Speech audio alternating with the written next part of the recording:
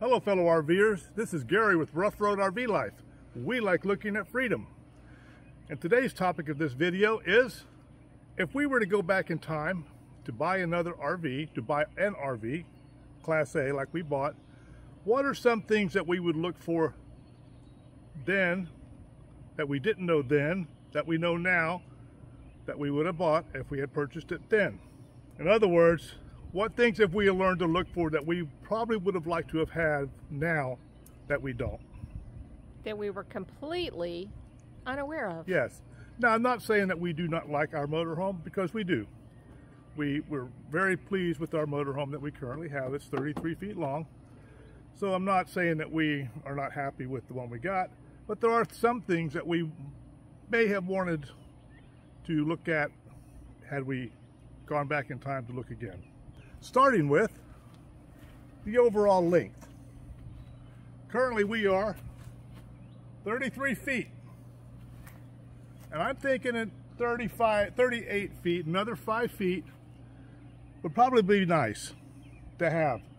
Gives a little more room inside, not quite as compact, because you know you do have the cab area, which you can use that cab area for some things. But I'm thinking another 5 feet. There is a trade-off. 38 feet might limit you into certain parks that you can get into because of space restrictions. And also, when you're parking your RV, you have to wiggle up and forth sometimes to get your slide to clear trees or whatnot. So that might be a trade-off for going an extra 5 feet. Less wiggle room to level or make room for your slide. And another thing that we think would be nice to have would be an opposing slide out. Right now we have one slide on the other side, but we do not have a slide on this side. Thoughts of a bedroom slide went through our minds, but that is not a game breaker. It's not really that important. But we would think that having a slide on this side opposing our slide on the other side would widen our room up a little bit inside and give us a little bit more room. And I think that would be nice to have. And that was one of the things on our wish list when we went RV shopping, but we decided to let it go and not get it. Another thing that we might like to have would be windows that, instead of slide open, those screens are really hard to clean behind and take in and out. That's just one thing. We would like to have the awning style windows that pop up like this instead of slide like this. If it rains, the sliding type windows tend to let rain in, and I believe that the tilt-up windows would not let as much rain in, if any. I do not have tilt-up windows or awning style windows, but if you do, let me know if it rains in when you have your windows tilted out. I would like to know. So that would be another thing that we probably would like to look for. Or awnings over the windows. Yes, or those add-on awnings. Awnings that come out over the windows. Yeah. And if you have those, are they worth it? Yes. Let us know. Next is functionality.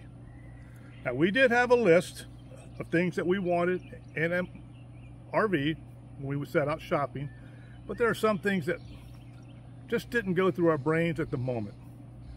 You know, this had what we wanted, but some of the functionality and ease of maintenance is not as good as I would like it to be, or as easy to get to. For one thing, this generator up front, right behind this door, is not on slide trays or slide racks. It does not slide out.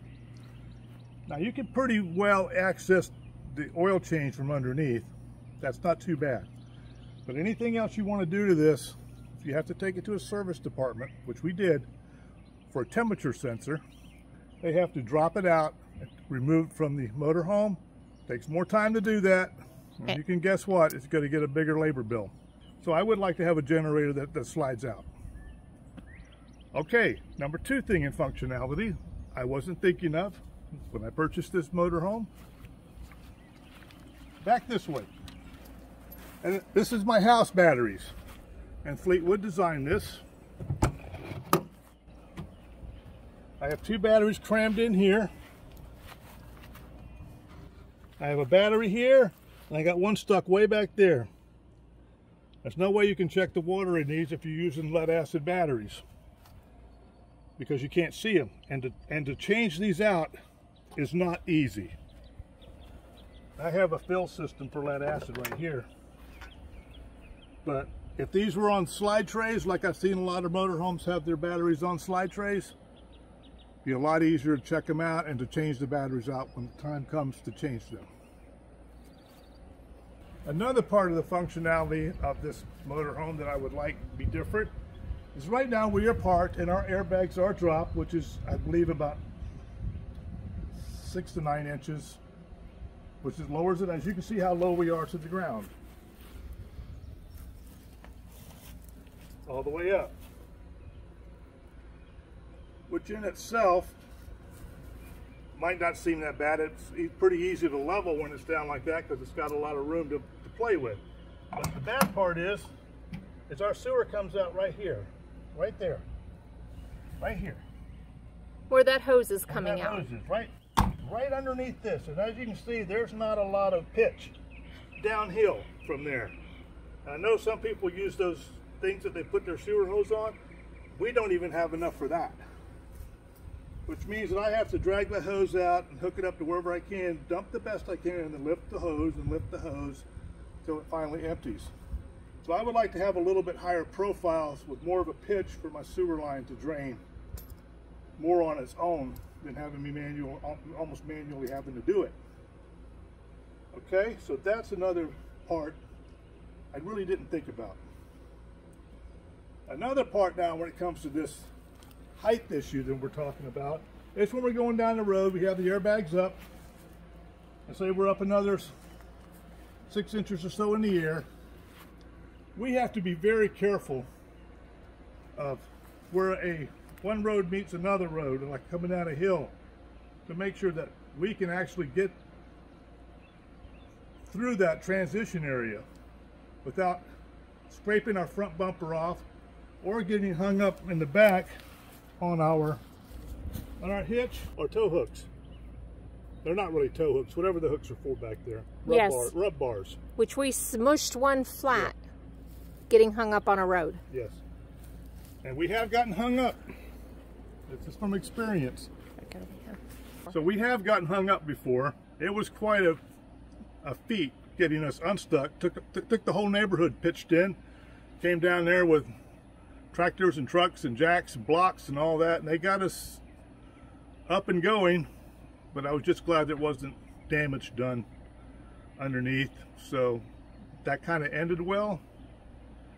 But we do have to be very cautious because of our profile over what kind of dips we try to dip down into and dip back up again. Or little high dips. Yes. Like that time in Texas.